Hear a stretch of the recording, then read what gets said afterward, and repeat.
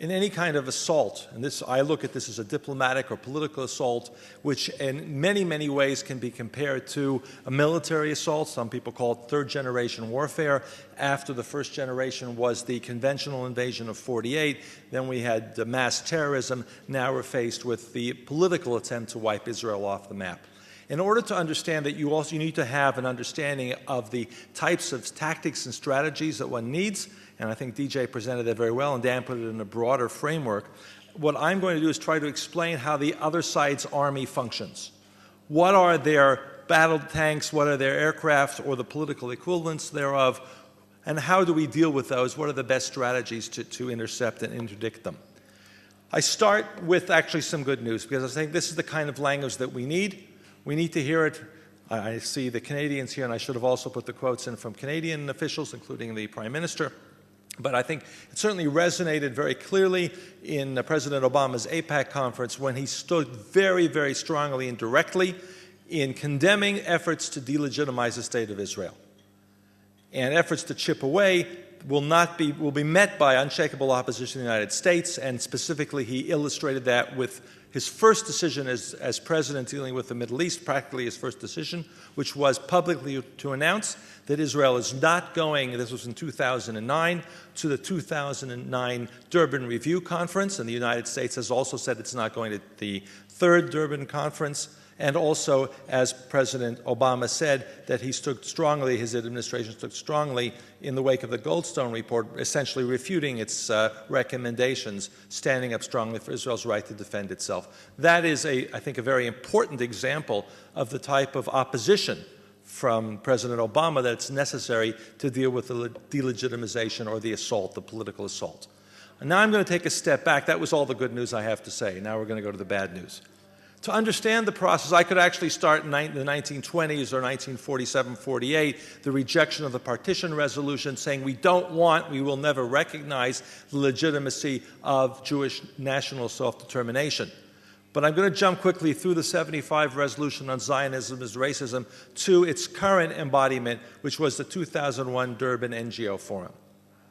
Erwin Kotler is here. There may be others who are representatives there. 1,500 NGOs, at least 5,000 delegates, marching Zionism as racism, making that connection between Israel and, or trying to make that connection between Israel and apartheid South Africa. And the major thrust of their declaration, which was essentially written in Tehran under UN auspices in what was called a PrEPCOM, a preparatory conference that took place before.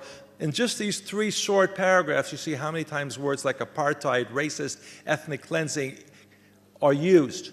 That is the origin of the BDS movement. That is the origin of the delegitimization process. This was adopted by 1,500 organizations that claim to promote human rights, including what are often called the watchdogs, Human Rights Watch, which is based in the United States, roughly $40 or $50 million annual budget, and Amnesty International based in London. They were a major part of this Durban NGO conference. They adopted this resolution, and they and their many partners are the ones that are promoting it in what's called civil society, through the media, in parliaments, in Geneva, in the United Nations frameworks. That is, to me, those are the weapons that we have to deal with. Just a few months ago, we had another assault from Human Rights Watch out of New York, an op-ed piece and a long, I think 120-page report, which only focused on labeling Israel as a racist and apartheid state.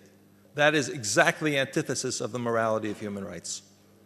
The Durban strategies have been implemented continuously since then in applying that international isolation through the abuse of terms like war crimes or accusations of violations of international law. Sometimes we hear the term collective punishment, which has a Nazi type of ring to it vis-a-vis Gaza. And in lawfare cases, we saw it in Jenin with the massacre myth that was used. Also, the first public statement on that was not done by a Palestinian official, was on the BBC by an Amnesty official. Of course, we know that the massacre claim was entirely fabricated.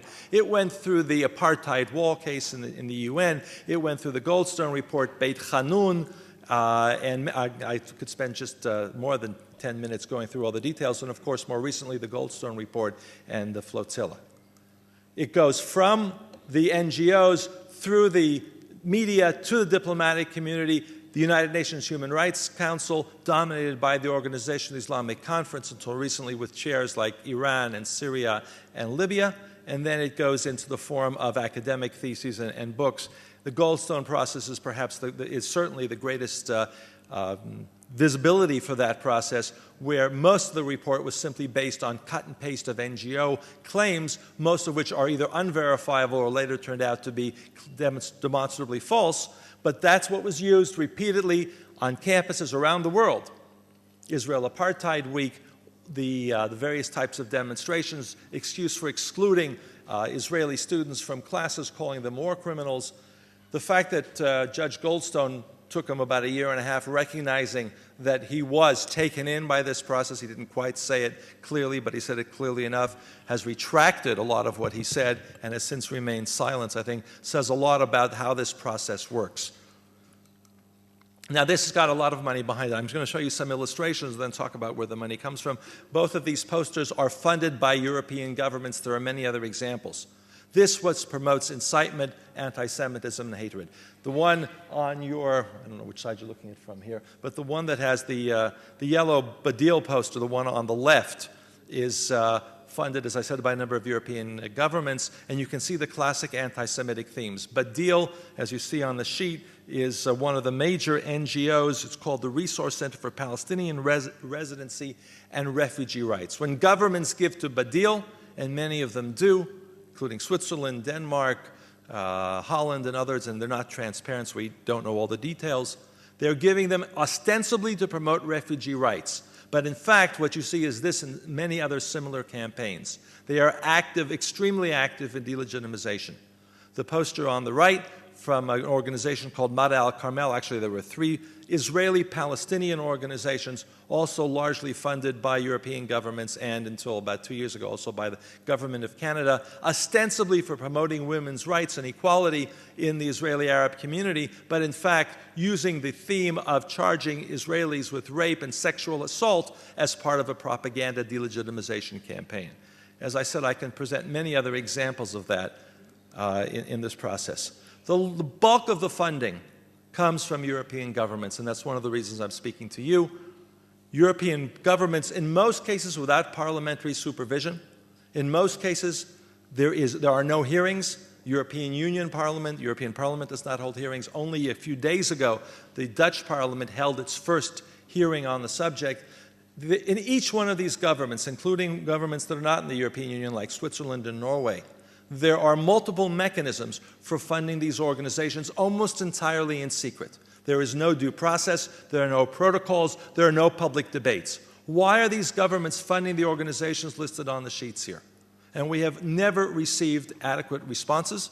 The European taxpayers don't get adequate responses. The Israeli public that's affected by this type of campaign doesn't have adequate responses. Electronic Intifada is found to be funded secretly by a church group called ICO, which is the outsourcing of the Dutch government's humanitarian aid funding to the tune of 124 million euros a year.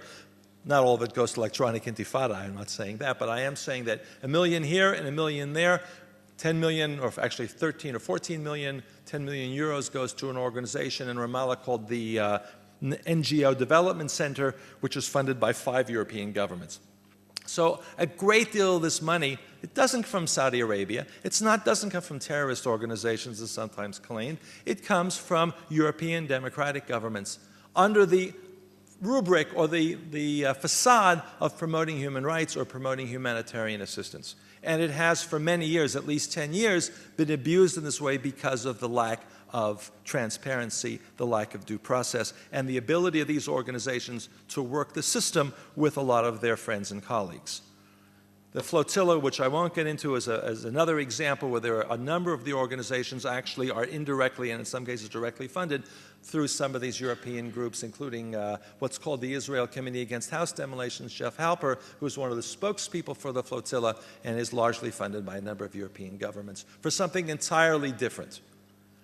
The posters speak for themselves. The goal is not to make Israel change its policies. It is not to end the occupation. It is to end Israel's colonization and system of apartheid, as was articulated by the main organization that promotes the BDS process. And it is really, as I said, goes back to 1947. We don't want Israel here under any circumstances. This is another form of warfare. In conclusion, there are a couple of points I want to make that I think are essential. And I think it reflects a lot of what we've heard from here and from others. We have to take back the vocabulary, the principles, the underlying moral themes of human rights, international law. The fact that none of these organizations have invested anything more than lip service in the case of Gilad Shalit is fundamentally immoral.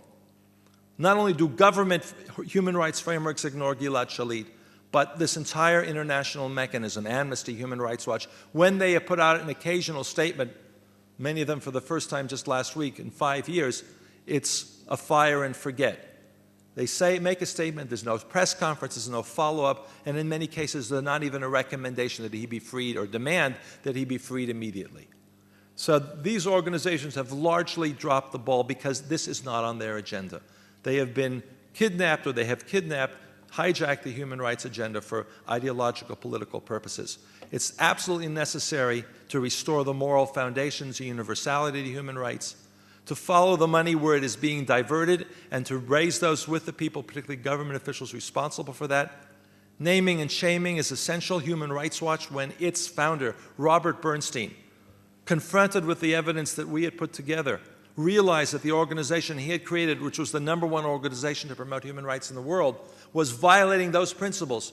He broke in the New York Times. He wrote a very, I would say, very emotional and very poignant op-ed article in the New York Times saying this is not the organization. They have lost the moral compass that I thought they had. And he's been giving speeches at universities about that since then at the age of 88, which shows you how fired up he is. And I think it's also essential that we build alliances with the real victims of human rights abuses around the world. They are also being shortchanged. When so much attention and effort and resources are focused on obsession about Israel and allegations against Israel, then you have all the other groups in the world, the Dalits in India, Roma, and many other peoples in many other parts of the world who are suffering from human rights abuses. Their cause is neglected. Tibet doesn't even come up. It's not on the agenda because you don't offend the governments of China. Just as a short example of something that we can do through this process, going to the governments that promote this in parliaments, having hearings, and it comes out and it has a big difference. I know there are a lot of people here from Latin America where, as far as we know, the governments are not funding these groups, but they often see them as watchdogs, consult with them, and I think the same questions need to be raised. Those are often the sources, including in the media. Finally, I encourage you to look at our website or to speak with us. We've got 2 of our outstanding colleagues in the back who can help with that, including our Spanish speaker, Paula, and our communications director, Jason. We maintain a very active website. I know many of you have been in contact with us. We monitor in detail 150 organizations and most of the funding frameworks for that. It's a very short process that I've had to be able to present this information. There's a lot more. I want to end with the point that was made about the battle of ideas. This is about a battle of ideas. It's about soft power being abused, but fundamentally it's also about the amount of money, the huge resources that are available to take these very distorted concepts and put them out as dominant and make them the main themes that we see in campuses and in the human rights realm. And I think that puts before us a very major challenge, which I do think we can meet. Thank you very much.